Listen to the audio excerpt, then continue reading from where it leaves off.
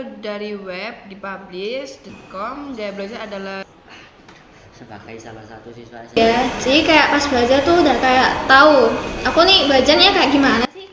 Assalamualaikum warahmatullahi wabarakatuh. Halo sobat Kokes, kalian pernah nggak sih waktu lagi musim ujian kalian tiap hari selalu belajar, tekun, giat, kalian bisa dibilang ambis lah ya. Terus waktu nilai ujiannya udah dikasih tahu, ternyata nilai ujiannya di bawah ekspektasi kalian. Terus waktu kalian lihat nilai ujian teman kalian yang hobinya males-malesan, nggak pernah belajar, waktu ditanyain kamu belajar apa enggak sih? Aku nggak pernah belajar, tapi nilainya selalu bagus. Kalian heran nggak sih? Nah, itu bisa jadi nih gaya belajar kalian itu berbeda. Makanya di kesempatan kali ini saya Tita Kirana Anugrah bisa dipanggil Tirta sebagai host di acara Kokes 9D akan membahas topik yang menarik nih.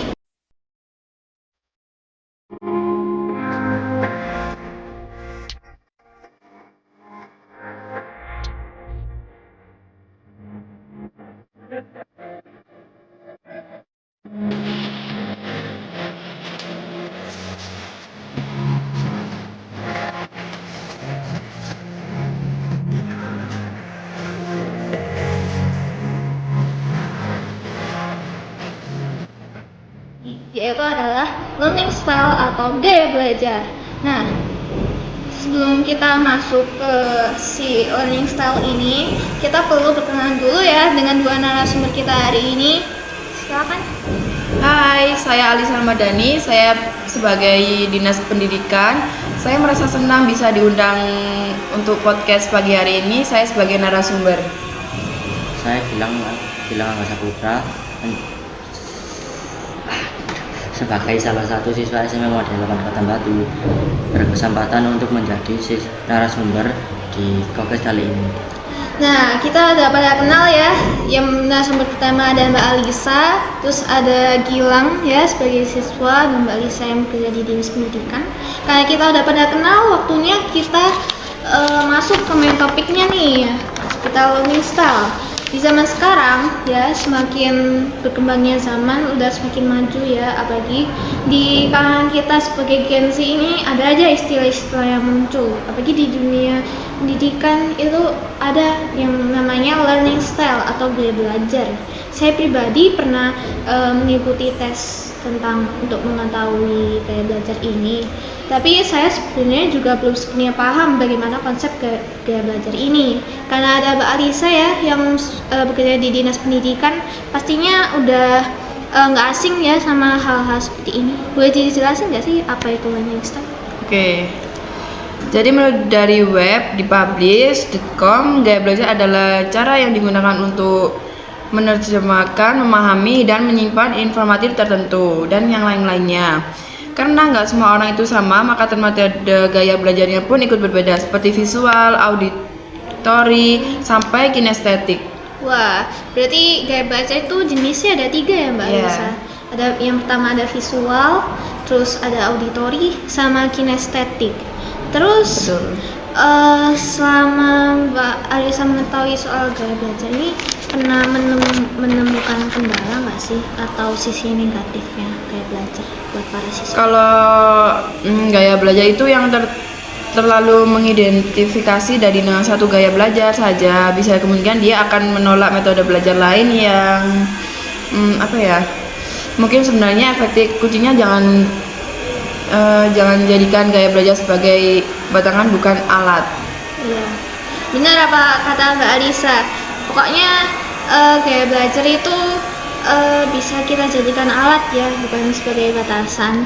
Apalagi gaya belajar ini kan pasti niatnya buat baik-baik ya, bisa buat memaksimalkan potensi kita saat belajar dan lain-lain. Terus kalau dari perspektif dari siswa atau dari sisinya siswa ini, kayak Gilang ini, bagaimana sih pengaruhnya gaya belajar ini buat kamu? Saya pribadi untuk mengetahui gaya belajar itu pengaruh dan dampaknya lumayan ya. dalam meningkatkan nilai saya di sekolah. Jadinya saya bisa belajar dengan metode yang membuat saya betah dan efektif. Ya. Wah, kalau dari sisi Gilang nih menentukan gaya belajar nih udah kayak menemukan kunci ya. Jadi kayak pas belajar tuh udah kayak tahu aku nih belajarnya kayak gimana sih. Terus kalau ada tipsnya nggak kalau biar bisa meningkatkan prestasi kita sesuai gaya belajar kita masing-masing menurut Mas Gilang? Karena saya gaya belajarnya auditori, tipsnya bisa menjadikan materi sebagai bahan diskusi dengan teman dan juga mengingat informasi dengan mendengarkan, karena auditori itu sendiri mengandalkan indera pendengaran. Ya. Terus kalau menurut Mbak Lisa gimana yang visual sama kinestetik? Betul apa kata Gilang. Begitu juga dengan visual yang mengandalkan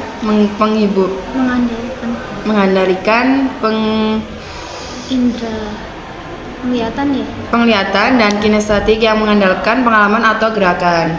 Wah, berarti sesuai kayak namanya gitu ya, seperti auditori itu kan katanya audio gitu ya, berarti tentang mendengarkan, Ya. diskusi. Terus kalau visual sesuai namanya melihat itu dia mengandalkan dengan indera penglihatan. Terus kinestetik itu apa ya, kayak tipe-tipe yang suka langsung eksperimen gitu ya, gak usah basa-basi, langsung eksperimen atau kayak gerakan gitu ya. Terus saya pribadi waktu tes gaya belajar itu dapatnya juga visual sih, jadi saya cocoknya itu kayak membaca, terus kok yang berhubungan dengan indera penglihatan, melihat gambar, visual, terus ada ilustrasi, itu jujur emang membantu saya ya dalam belajar, jadinya saya bisa mendapatkan nilai apa yang saya mau. Terus gaya belajar ini emang bisa dijadikan solusi kita buat belajar ya. Nah, mungkin itu dulu ya seputar tentang learning style ini, dan semoga bermanfaat juga ya. Kita tadi juga udah tahu kan apa itu gaya belajar, apa dampaknya, terus apa saja kan. Nah, mungkin itu dulu ya. Semoga ini bermanfaat. Kalian juga bisa ikut tes gaya belajar itu. Sudah banyak platform seperti di Google atau Aku Pintar itu udah menyediakan banyak ya tempat atau website buat mengetahui gaya belajar kita. Kalian bisa coba sekarang. Dan itu aja dari kami, dan terima kasih buat narasumber kita yang sudah bersedia memberikan informasi, membantu mengisi podcast ini ya. Ya, wassalamualaikum warahmatullahi wabarakatuh. Terima kasih sudah menonton guys. See you.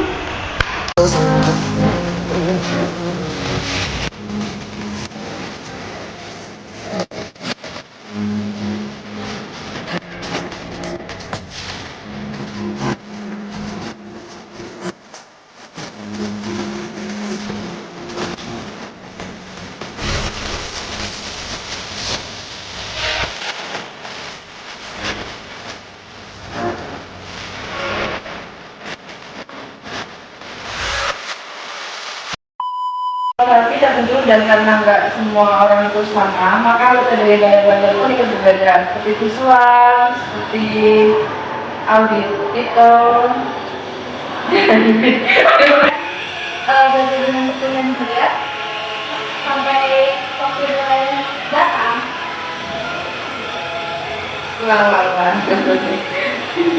Ulang.